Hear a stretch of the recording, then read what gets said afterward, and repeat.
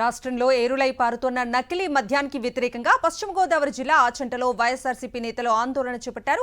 ప్రభుత్వ పెద్దల కనుసన్నల్లోనే నకిలీ మద్యం దందా కొనసాగుతోందని ఆరోపించారు. ప్రజల ప్రాణాలతో చెలగాటమాడుతున్నారని మండిపడ్డారు. కూటమి ప్రభుత్వం అధికారంలోకి వచ్చాక 421 మంది నకిలీ మద్యం కారణంగా ప్రాణాలు కోల్పోయారన్నారు. నకిలీ మద్యం వ్యవహారంపై సీబీఐ విచారణ జరపాలని డిమాండ్ చేశారు. అనంతరం నకిలీ మద్యం దందాను అరికట్టాలని కోరుతూ ఆచంట ఎంఆర్ఓకు వినతి పత్రం అందజేశారు. నెల్లూరు జిల్లా ఆత్మకూరులోని ప్రొహిబిషన్ ఎక్సైజ్ కార్యాలయం వద్ద వైఎస్ఆర్సీపీ శ్రేణులు ఆందోళన చేపట్టాయి. రాష్ట్రంలో నకిలీ మద్యం ఏరులై పారుతోందని ఆగ్రహం వ్యక్తం చేశారు. కూటమి నేతలే నకిలీ మద్యం తయారీలో కీలక పాత్ర పోషిస్తున్నారని, ప్రజల ప్రాణాలతో చెలగాటమాడుతున్నారంటూ తీవ్ర స్థాయిలో మండిపడ్డారు.